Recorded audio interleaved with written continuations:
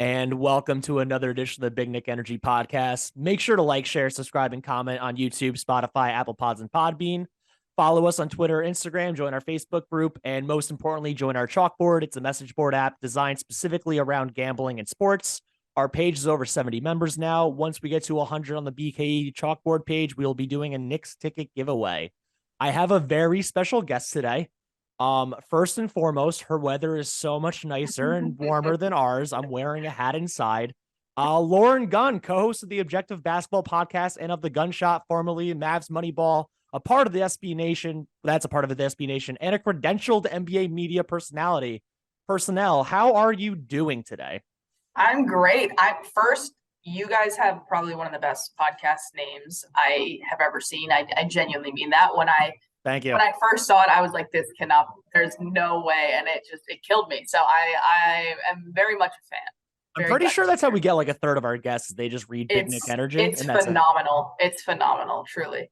How is the weather down there? What's your temperature? It looks like it's sunny outside.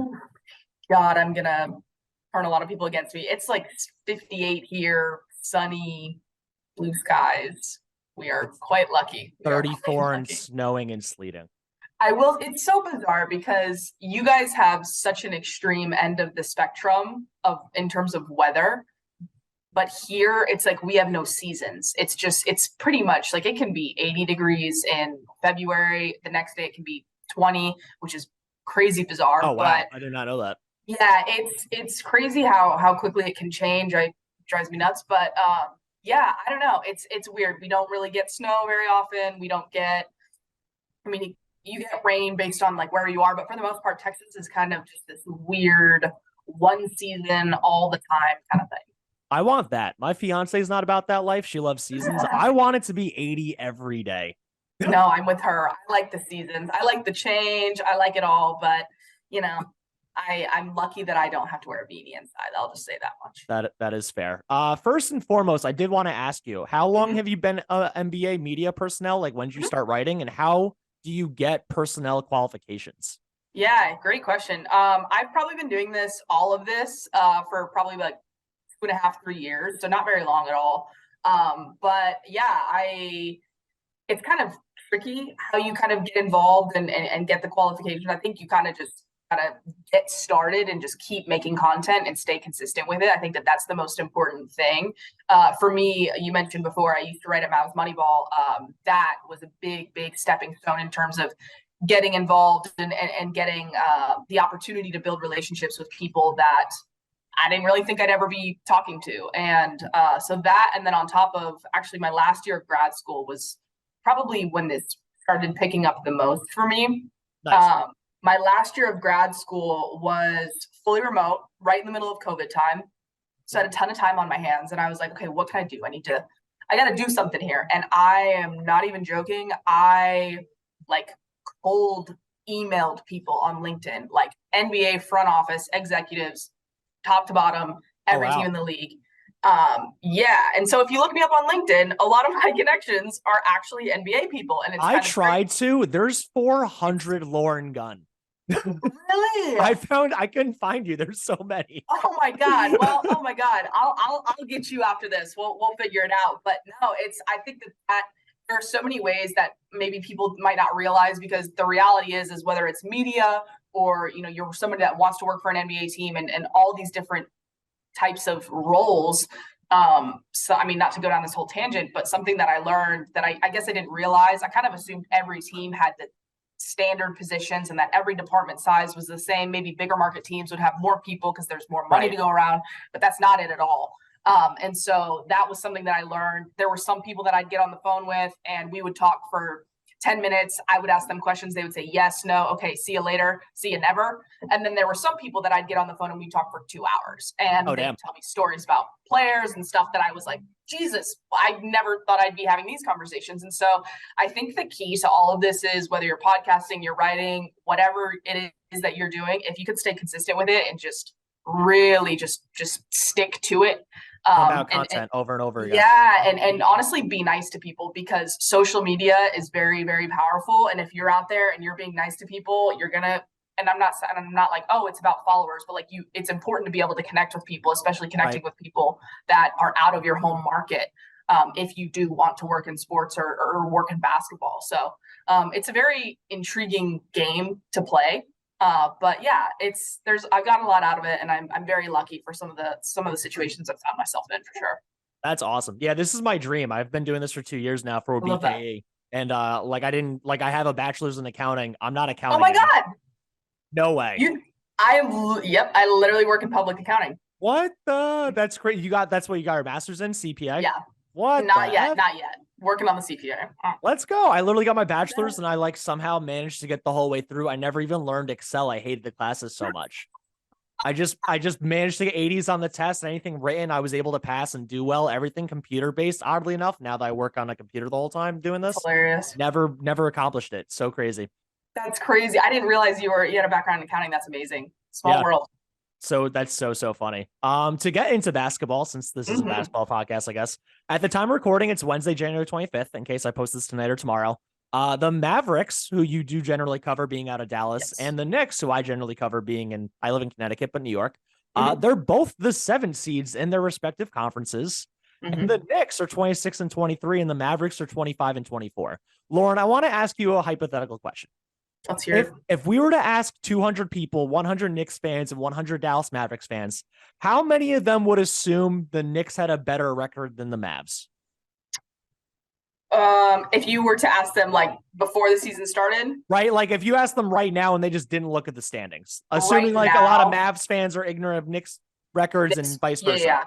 I think a lot of Mavs fans would not. I don't think that they would be surprised about the Knicks having a better record, really, because a lot of people still keep their tabs on Jalen Brunson and they see him doing his thing. And we're going to cover him a lot during this. Oh, I don't doubt it.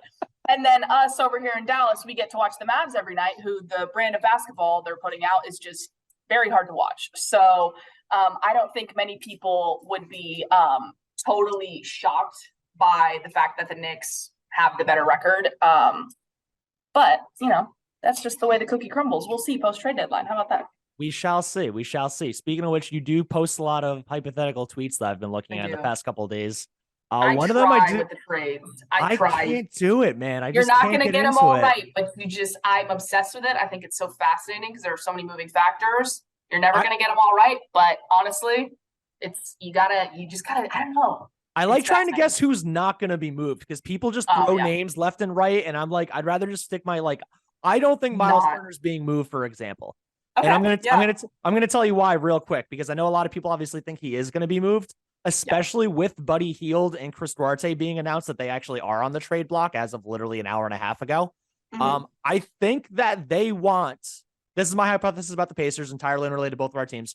I think they want to get Halliburton and Ben Mathurin some postseason exposure really, really young. Yeah. And Hield and Duarte are both kind of repetitive with what those players already are. They're 1 through 3s, regardless of how you want to think of it. They need to keep Myles Turner to at least make the play in this year. So I think they might risk him walking. And in essence, if you talk to him or his agent, the only place he would even go to is in LA. So you're only bidding against one other team in essence, right? So I think they're actually going to keep Myles Turner. What say you? It's interesting because what fascinates me so much about trades and something that I am constantly trying to get right, but you really can't know unless you're on the scene or you have a crystal ball that works. Yeah, exactly. is the kind of internal conversations that are being had. Like take the Rui Hachimura deal for a second. Yep. Everybody was pretty underwhelmed by that return package for him. But sometimes if you're a team, and I am 1000% go Lakers, that was a great, well, not go Lakers, but that was a good trade for them. And it's low risk, high reward. It's low risk, high reward. And if you're the Wizards, you truly never know how bad a situation was, how bad a player wanted to get out, if there was enough kind of friction just because a player knew that they were leaving. You never know what's going to happen with Kuz. That's an ongoing situation, the never-ending Bradley Beal pressure. So I think for the Wizards, even though you're like, okay, Rui Hachimura, young, promising, size, he's like, why is it only 2 second-round picks? That's a very valid question, but I absolutely think that sometimes there are certain scenarios where it's like, hey, these factors are enough for us to be incentivized to move off of this situation. And bringing it back to Myles Turner, I think that there's going to be a lot of conversations that are being had of, okay, are you so dead set on getting out of here? And if so, are you going to continue playing at the level that you've been playing at, playing, with heart and being locked in to get us to this, whether it be to the play-in or playoff experience, whatever it looks like for them?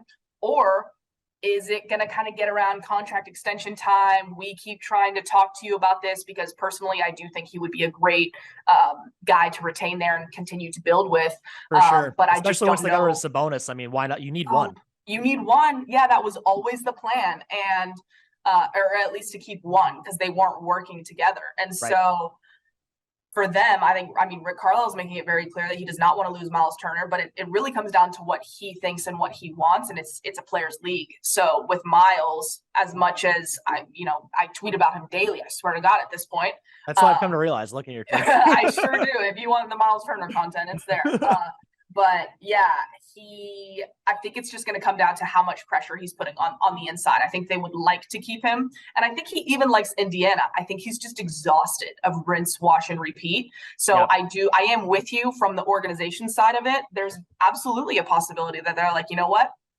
The packages that we're getting, teams are trying to play chicken with us. We're not taking 2 second-round picks or a very heavily protected first-round pick just because teams are not willing to pay the price that he's worth because they think he's going to walk. Right. I think you could end up seeing a game of chicken there and Indiana saying, you know what, we're going to try to get the experience. And we think that we might just be able to re-sign him and pay him enough to keep him from going to LA. Right. I wanted to actually ask you a question that I feel like I know the answer to, but you might know a little bit better. So the way it works, since Myles Turner's been on the Pacers his whole career, right? Mm-hmm. Outside of getting the max, like a team, your home team can offer you more money than the other team. They can also offer you a 5th year, correct, on anything? Correct. Would that 5th year be eligible in a sign and trade scenario? I do not believe that it is. I think once you're traded, you get the bird rights. You're allowed to go over the cap to retain the player. But I no longer think that 5th year is eligible if you are not the team that drafted him and has qualified with even during the deal, like Myles Turner in the offseason signed with the Pacers in a sign and trade. It can't be a 5th. No. Okay. He cannot sign the Supermax and get traded to a new team on a 5-year deal. I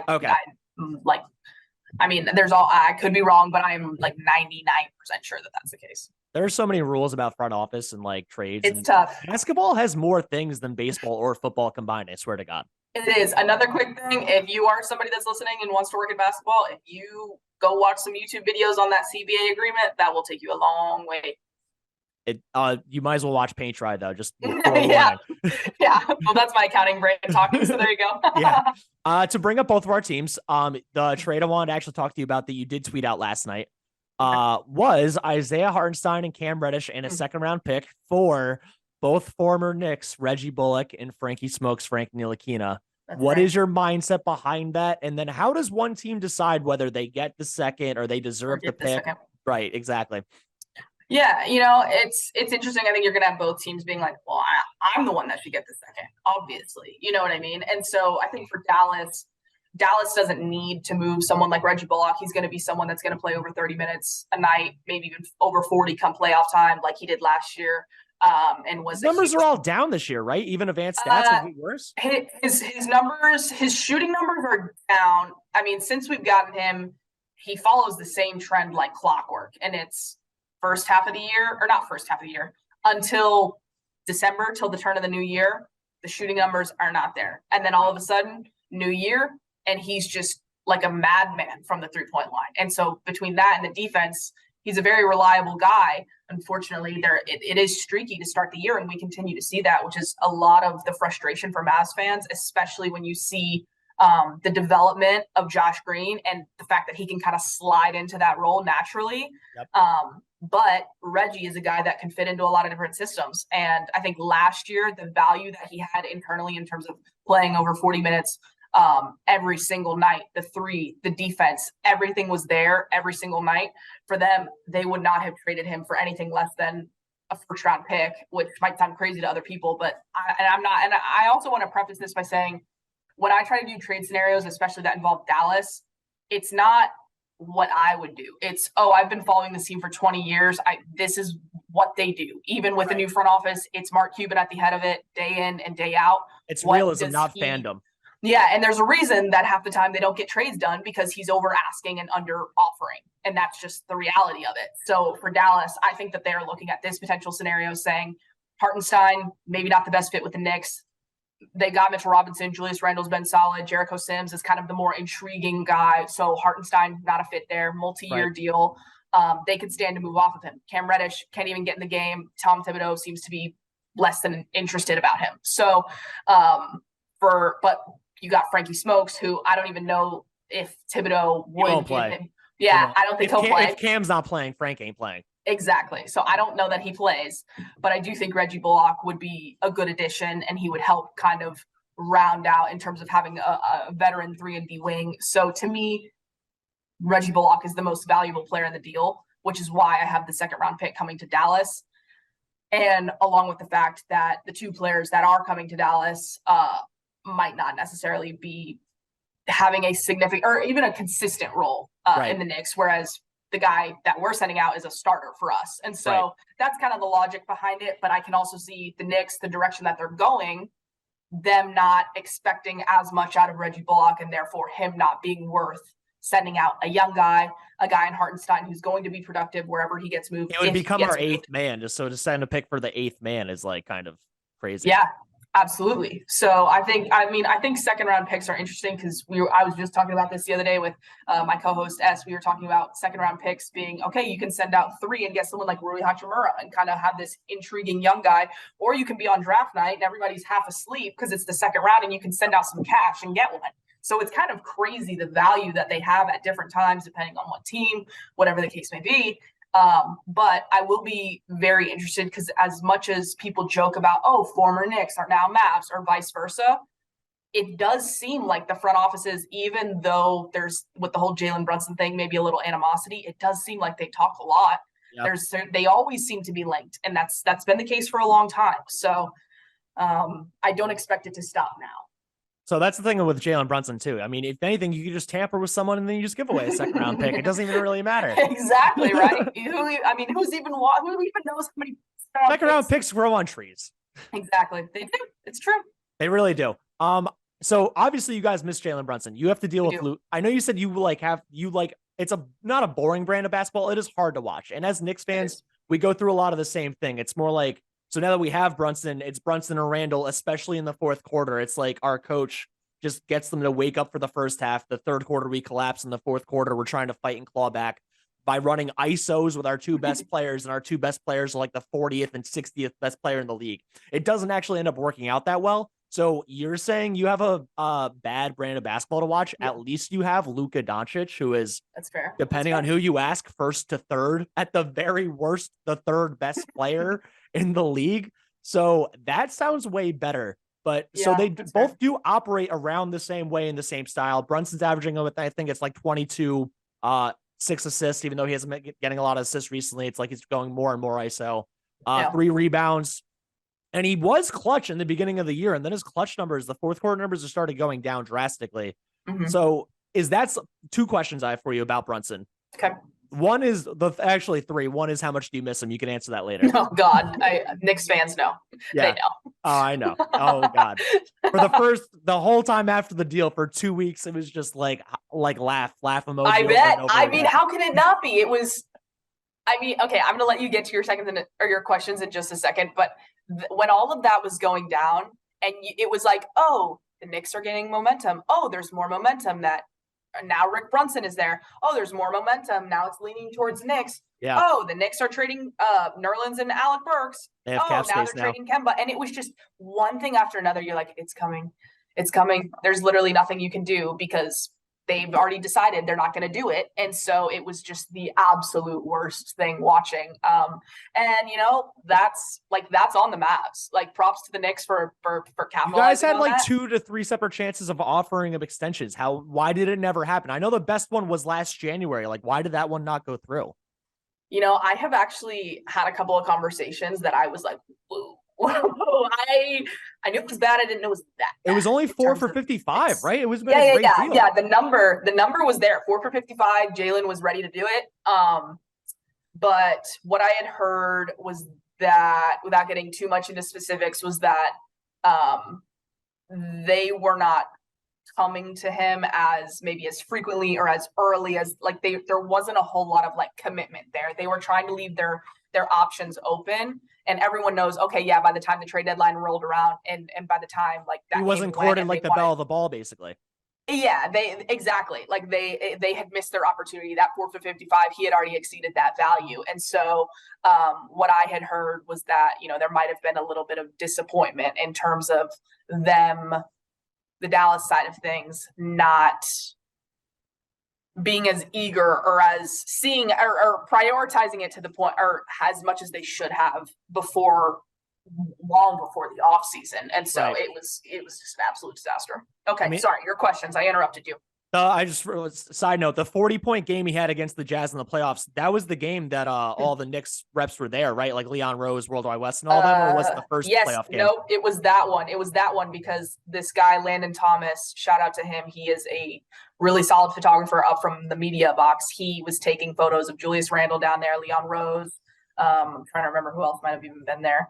But definitely yeah, Worldwide West, I would imagine. Worldwide West was there, yes. And we were watching and we were just like, that's not good. Yeah, I mean, we were like, it's not good. At that time, the Mavs were rolling. And it was like, even without Luka, like we're seeing what they can be. And we're seeing what Jalen already is. And so it was like, we're about to see. The last thing we're worried about right now is the Knicks. We're worried about getting Luka back on the floor. But, little did they know, oh, well, we've already lost this. And, it just is what it is.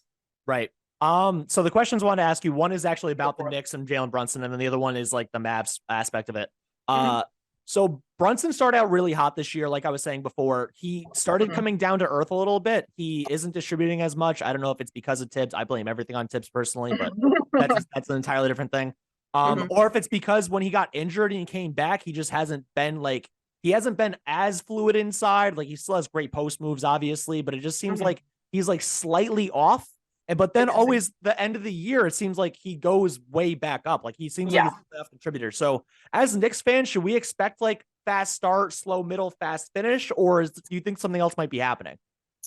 Personally, based on just what I've seen from Brunson since he got drafted and until he left, I think the kind of roller coaster is abnormal for him. And I would personally just chalk it up to new system. He knows Tibbs, but this is his first time running the show for Tibbs. Right.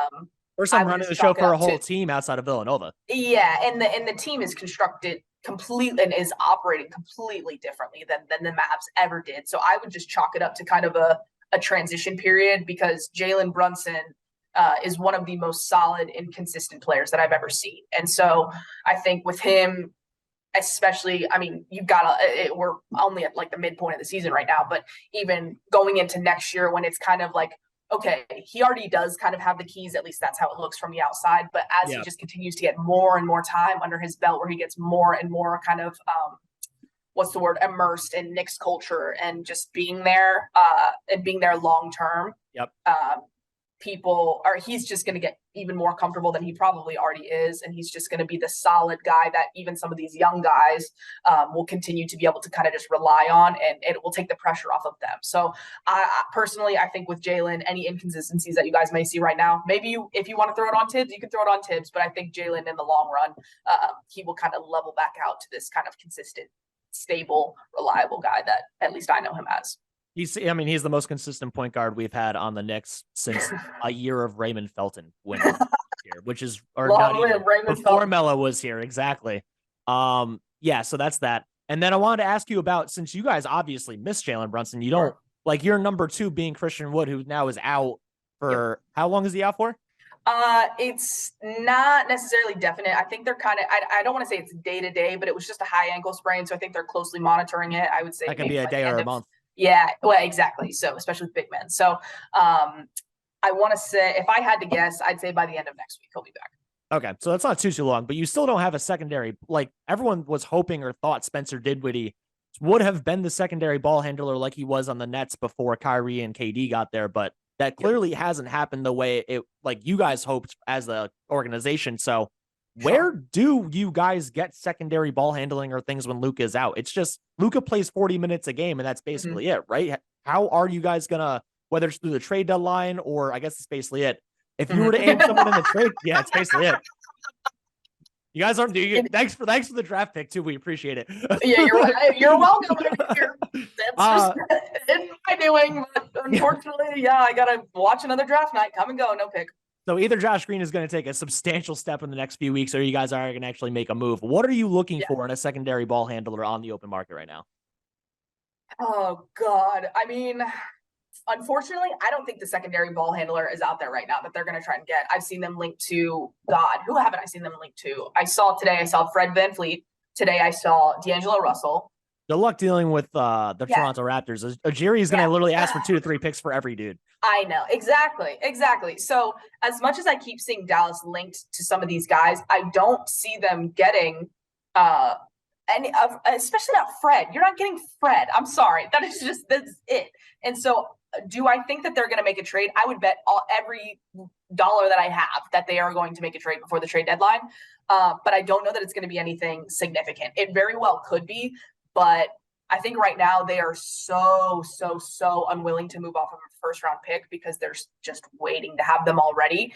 Because I think, and I will say, as much as I can, give the Mavs crap right now for how they're handling things, they are about to be in a situation where you'll have Luka on his long-term deal. You might have Christian Wood if you decide to lock him back up. You'll have Spencer Dinwiddie in the final year of his deal, Reggie Bullock in the final year of his deal. If he doesn't get moved, I think he's going to move, but whatever. Tim Hardaway Jr. in the last 2 years of his deal. All your picks available. Josh Green continuing to take the step forward that they want him to take the step forward. Jaden Hardy, once Reggie Bullock gets moved, he's going to step up. That's what I believe. Or Tim Hardaway Jr. One of those two gets moved. Jaden's minutes open up. We're already seeing the flashes. I think he's going to be a really solid player. He just isn't getting played right now because. Right. Can I just say, now that I heard you rattle off half your roster, you literally have 5 catch and shoot guards and no ball handlers outside of Luka? Yeah, it's pretty. So going back to your first question of who's the secondary ball handler outside of Luka, what do you do when he's not in the game? The answer is nothing. You watch it and it's awful. That's why I say it's a bad brand of basketball, because when you're watching it, it's like, oh God. And as much as I love Spencer Dinwiddie, I love him. Didn't love his comments last night, but that's a different conversation. I think he's known to say some crazy stuff. I saw him out of Brooklyn. I was like, whoa. Yeah. So unnecessary. I'm like, how are you going to say that? Anyway, I'm not even going to get into that. But I was like, disappointed by that. But with Spencer, I'm cool with Spencer being around for the long haul and being the guy that carries the second unit. I am totally fine with that. I think he's solid at that. What I'm not cool with is having to rely on him as your number 3 or your number 2 when Christian Wood isn't there. That is never, ever, ever going to work. And there's a reason it looks as bad as it does, and that they lose to teams that are not fully equipped on a night-to-night basis. And it's just, it's so hard to watch. I don't think that they're necessarily going to come away with a secondary ball handler at the deadline. They might, but I don't think it'll be anything crazy. What I think that they're going to prioritize is the scoring wing that can get his own shot, not necessarily like a 3-and-D guy or even like a primarily 3-point shooter. A better version of the 5 players you have right now. Oh God, I know that is my life. For anyone listening, this is what I have to deal with year after year. But I think that they're going to look at guys that can get their own shot. And I mean, even someone like Jordan Clarkson, someone like Bojan Bogdanovic. But Buddy Hield as of today. Yeah, maybe Buddy Hield. Unfortunately, what I think is going to end up happening is that they're not going to be willing to move off of a first-round pick, praying that I'm wrong. And they're ultimately going to be coming at people with, Tim Hardaway Jr. in 2 seconds or Maxey in 2 seconds, or like trying to just throw these 2 seconds in there with a quality role player and just hope for the best. And those offers are going to get beat. And then that's when I think they're going to ultimately make a move for someone like a Cam Reddish, or for someone like like a Malik Beasley. I could see them going out or even shifting gears completely in a strategy that I tweeted about that I would be more than happy to see them do, is go out and get someone on a bad contract if it means you can get some draft assets to do that, or even a young player. Like if you want to, I was actually talking to Dave Early from Liberty Ballers over in Philadelphia, and we were talking about potential Philadelphia deals, and he threw at a Tobias Harris deal. Like, okay, Dallas needs talent. Here's some talent. Like, here you go. And I'm like, well, see, Dallas. Luka and Tristan Wood do not sound like they match on the same court. No, they don't. It's poverty over here. It is poverty. But no. So on one hand, I'm like, is the Tobias Harris something that I want? No, because the Christian Wood fit is terrible. Right. But looking at situations like that around the league and saying, like, even like a Terry Rozier, another very complex kind of situation. And maybe that's a bad example, but guys that are on bad contracts that you can take on, I think Evan Fournier fits that category a little bit. And we know. Seeing if well, I think so. I think I'm a Fournier defender. I think he's like I was too before he was on this team. Let me tell you. Really? I died on the Knicks Fournier Island. I might have been one of the last people. God. Well, I think I think when he ultimately gets moved, like he's going to go back to being a quality role player that can help you win. You're gonna watch him play defense for 90 seconds. You're gonna be like, how did you let that dude that's slower and smaller than you just get right to the rim? Yeah. Why are you standing to his side when he's going straight? It's brutal. I hope you don't have to go through the Evan Fournier experience. It's not it's not an island you want to die on. I hope I don't either. I think for the Mavs, here's what I want to say.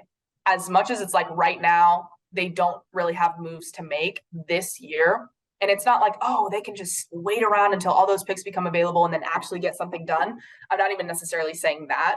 But if they can just get through this deadline, whether it be taking on the money and bringing in an extra draft asset or just bringing in a player that kind of complements an area of need, like, for example, the lack of bigs, the lack of depth in the front court. I think that the Mavs can identify and address that need and even go get somebody that's a little bit younger, maybe has a little bit of upside that is no longer really panning out in their current situation. There are lots of guys out there like that. If you can do that without overpaying like crazy, then you can look at, okay, now we have all these picks available now. And these guys they're no longer on 3-4 year deals. They're on last year, 2 years left, and they're still functional role players. You can get out and make some moves at that point. Unfortunately, you got to keep Luka happy until you do that. And right now, that man is not happy. And I think everybody sees it. If you were to say, what is the cap that the Mavs can actually hit this year? The conference finals again? Do you think it's only the conference semis? Oh my God. Oof. Well, let's assume they do nothing at the trade deadline just to keep it. We'll hit both extremes. They do nothing and then they get Fred VanVleet. Okay. How about okay. If they do nothing at the trade deadline, they're a first round exit. Okay. If they do a Myles Turner or a Fred, well, to me, they're completely different. But if you do a Fred VanVleet, they are probably still a first round exit. You don't think you could take like the Grizzlies? It depends on the matchup. I don't think you take the Nuggets at all. But the Grizzlies, I mean, they kind of get themselves in the bad situations. They do. And Memphis, even last year going into the playoffs, people were like, the Memphis matchup is favorable for Dallas, or at least that's how I felt. Luka bullies every single dude that they consider a good player outside of Jaren Jackson, who he would still get into foul trouble, defensive player of the year candidate or not. Yeah, I think the thing that I struggle with Memphis is that Jaren Jackson and Steven Adams, the way that they're playing right now, and even guys like Zaire Williams and Brandon Clark, and even Tillman to an extent, and Aldama, they have guys. I don't really feel like right now the Mavs have guys, and so to me, I don't want to go against a super confident Memphis team, and obviously no Mavs player would ever admit that, but you got this super confident, ready to prove themselves Memphis team, and then you've got a Dallas team who there's really hardly any defensive presence. Christian Wood has definitely taken steps forward. He absolutely gets credit for that, but he's not a 5-man rim protector. That's not his game. He'll get you blocks. He will. And he's, a unique player, but he's not a Jared Allen. He's not a Myles Turner, or a Jaren Jackson Jr. to a lesser degree. He's just not that prototype. And that's what they need to at least deter guys from getting into the lane. And I think the worst example of that for Dallas was the Boston game. It was so hard to watch because it was just slice and dice. Like they were just getting in the lane and there was just no resistance. You're never going to get anywhere with that. It doesn't matter if Luka's dropping 60 and 20. Doesn't matter. Yeah, Boston, honestly, when they're going, they almost look like not quite the Spurs from 10 years ago, but they run their offense. They try to match it up, and with Tatum and Brown out there, and then Smart, Brogdon's so good. It's very hard. As a New Yorker, it sucks to see Boston be good at anything. I get that. Lauren, I wanted to go over one last thing before I let you go. Thank you for your time again. Much appreciated. Of course. Another tweet you did, or actually this was a response. I'm sure you already know where I'm going with this. If you were to guess, what do you think I'm going to say? Was it recent? It was in the past 24 to 48 hours. Oh God. All right, I'm going to fill in the blank. So a Toronto-based beat reporter, Bruce Arthur, said that a mystery team offered 3 firsts to OG Anunoby. Duh. Jesus. Your one word was Knicks. It was. So feel free to explain, because I don't see that happening unless they're all 2 of the 3 are protected a lot, which we have plenty of, but I just don't see that happening. So what's your mindset behind that? My mindset is I think the Knicks have, at least from where I'm standing, my read on the Knicks is that not only do they have tradable contracts in terms of matching money, I think they also have young players that they would be willing to move off of if it means adding someone like an OG Anunoby. And personally, any picks, if it were the 3 picks offered by the Knicks, I don't think that they're the Knicks unprotected picks. I think that there are other teams' picks that are likely going to be maybe between picks 18 and 27, something like that. So to me, because you're not getting 3, in my opinion. I love OG Anunoby. He's on all my fantasy teams, but I'm not setting 3. Yeah, I'm not setting 3 unprotected, highly coveted first round picks for him. So I think you can maybe get 2 solid ones for him. I think that's fair, but 3 kind of later firsts, I absolutely think that that could be on the table. And to me, there are only a handful of teams out there that have those excess picks that are in a place to where they would want to go for an OG Anunoby. And to me, the Knicks fit that bill perfectly. I think he'd be a good fit there. That's just my opinion. I also think that in the next 2 to 3 years, the Knicks are going to be in for a pretty significant roster shakeup. That's just my opinion, but that's what we all as fans say over and over again, and then we end up with Amari Stoudemire, who, God bless Amari Stoudemire, he was not the best player during that offseason. We end up with Julius Randle, Julius Randle's awesome, not the best player that offseason. So whenever you say a roster shakeup, that's what we've been used to, unfortunately. That's fair. I think they're priming themselves to be in a position to, hey, we've got Jalen Brunson, we've got, whether it be, well, it's interesting because the young guys that could potentially be going out in the next 3 years is what I find most intriguing about the Knicks, because they have those guys that could fit in just about anybody's system that wants a young, intriguing player. They've got those guys, multiple of them, all different prototypes, and they've got picks, and not just their own picks. So to me, when I'm looking at they have 4 first-round picks this year. Is that right? It's definitely 2, probably 3. The Detroit one's not. It's not. Okay, got you. So, so they've got a number of first round picks, and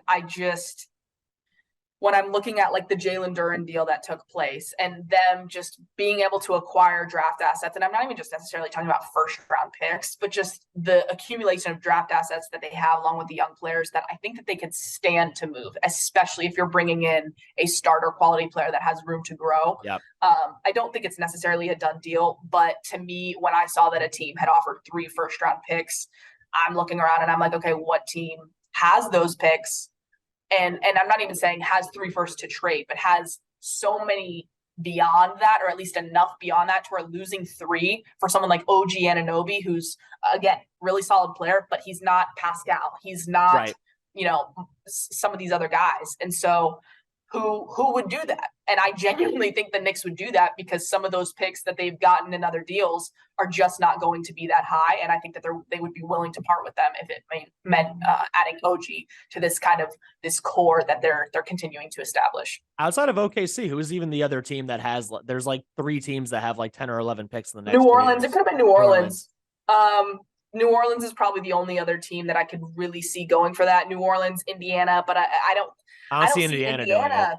Yeah, New Orleans makes some sense. New Orleans, I mean, he fits the exact bill of the prototype that that coach that, oh God, what's his name? Williams or Williams? Willie Green. Oh, Willie Green. Old coach. Yeah. Sorry. Yeah. So he fits the exact type of player that they like to have there, the size, the wingspan, the deep, both sides of the ball. So Also really durable, unlike Brandon Ingram and Zion. That's a really great point as well. So I think there's a great case that it's New Orleans.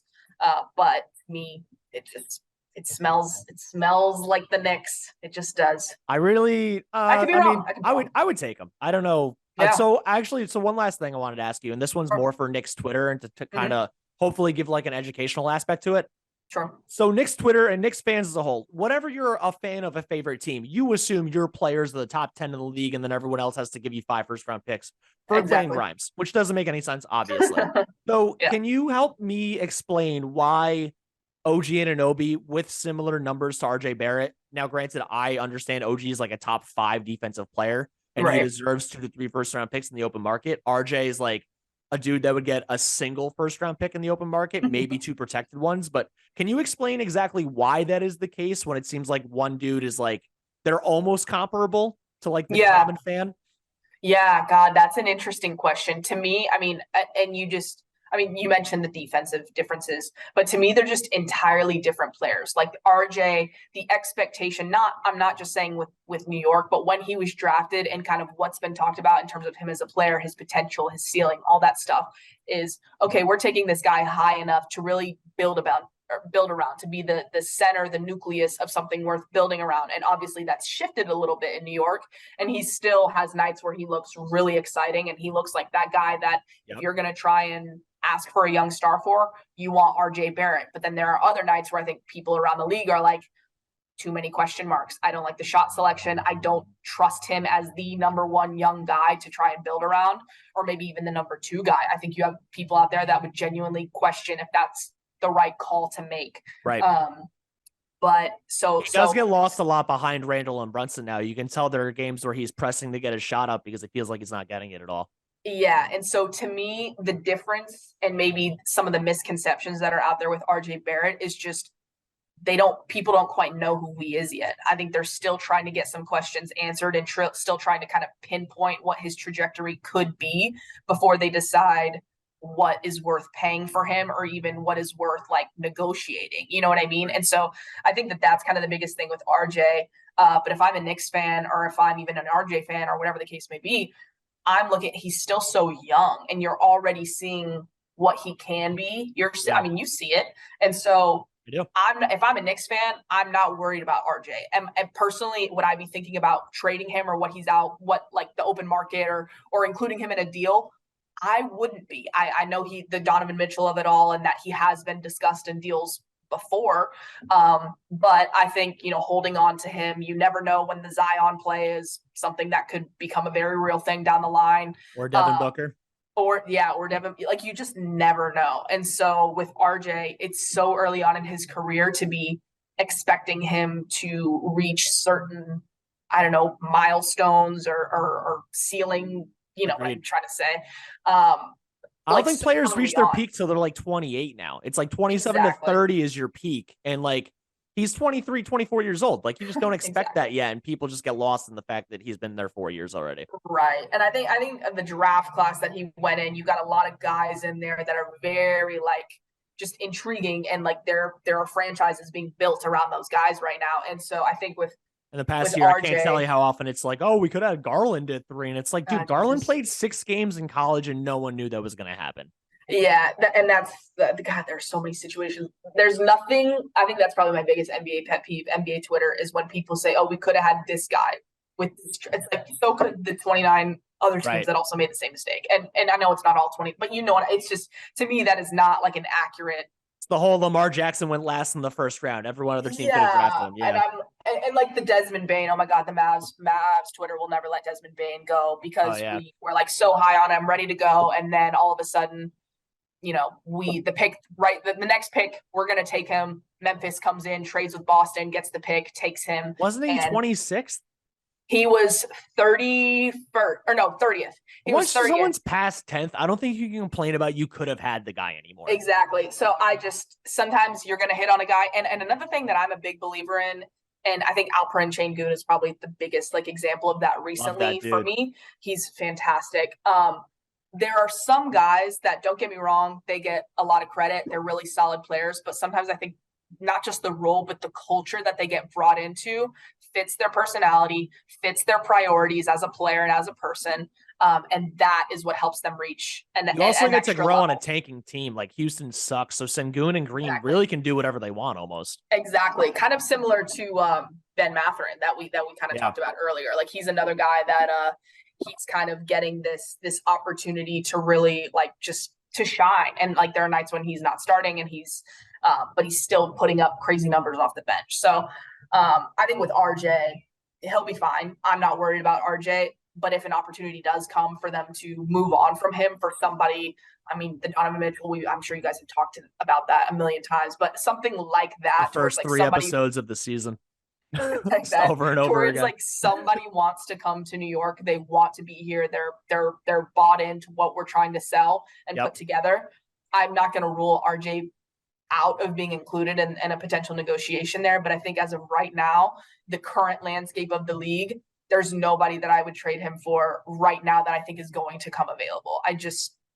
In the current landscape, I cannot emphasize that enough. There are guys that will come available, but right now I would hold on to RJ. I agree entirely. Also, RJ's like a fan favorite. Anytime you draft a player, especially when it's like he immediately had the underdog role. He wasn't Zion. He wasn't John. It's like, we're going to ride or die with this dude. And I totally appreciate that. Yeah. Although I do get into arguments sometimes that Julius Randle is in fact a better player, which is still wild to me that I have to argue with people about, but he's not there yet. I'm not saying he can never get there, just with the construction of the team currently. He's third fiddle, and it is what it is. That's fair. That's fair. Lauren, last question I have, and I'm going to let you go. You can plug anything and everything you want, even though I'm pretty sure you're more popular than I am podcast-wise right now, but I'm going to get there, baby. Where do you think the Mavs end this season? First round exit, but where do you think they end seeding wise? And what do you think happens from here? Oh man, I'm going to say that they end up the 7th seed. Okay. I think that's where they'll end up. If I had to guess, assuming everything stays the same. Are you worried about losing to the Warriors in a play-in game? Sure. Yeah, that might happen right now. Yeah, personally, I think the Warriors are going to make a pretty significant trade at the deadline, and I think I don't even think they're gonna be in the play-in game. I think that they're gonna be by the end of the season top 5. That's my current kind of feel on them. But I think that whoever the Mavs play in the play-in, if they find themselves in that situation, they absolutely need to be worried, because if you look at the Western Conference standings right now and how close it is, any one of those teams, they could lose to them on any given night. I mean, they're losing to tanking teams right now. So if you're the Mavs, you absolutely have to be concerned. If you're going to keep rolling this group out that you're rolling out right now, there are significant holes. So that's kind of where I'm at right now. Should we as Knicks fans worry at all about you actually falling into the top 10 of the lottery and us not getting your pick this year? Not unless Luka goes down. If Luka goes down, all bets are off. All bets are off. They're definitely off. You'll see Jaden Hardy starting and tanking, but Reggie Bullock putting up 10 threes a game. Yeah, exactly. So I think unless Luka goes down with an injury that would shut him down for an extended period of time, that would then lead to him being shut down for the season. Unless that happens, you guys will probably get your pick. I hope so. That would be amazing. Hopefully you guys just fall to 11th, just really do us a favor. There you go. All right, Lauren, this was fantastic. What do you have to plug? The Twitter, Instagram, if you're LinkedIn, obviously your podcast and stuff. Perfect. Well, first, thank you for having me. This was awesome. You can follow me on Twitter at the Lauren Gunn, Gunn, on that last name. As you mentioned, I'm the co-host of the Objective Basketball Podcast for SVPN Sports with Esther Henny. I also co-host the Gunshot Podcast with my brother, Grant Gunn. You can come check out my work there. Always trying to crank out content. I do my best with the trade scenarios. If I piss off Knicks fans, I apologize. A lot of times you guys are included in my trade scenarios because I know the Mavs like to do deals with you. So forgive me if I post one that you're like, hell no. So that's on me. But come chat with me there. I'm always looking to connect with people from other fan bases for sure. Lauren, it's all good. We know it's Knicks for clicks. It's okay. Knicks for clicks. Oh God, it's so true. Unfortunately, it is true. Knicks and Lakers, man. Knicks and Lakers. You put it out, you get eyes. It is what it is. It is what it is. Again, you can find me, Joey Landolfa, Twitter and Instagram. Join our Facebook. Follow us on Twitter. Follow us on Instagram. Join our Chalkboard messaging board app designed around gambling and sports. We have 72 members. Once we get to 100, one of you gets 2 tickets to a Knicks game. And yeah, make sure to like, share, and subscribe on Apple Pod, YouTube, Spotify, and Podbean. This has been great. Lauren, hope to have you again. Absolutely. Peace.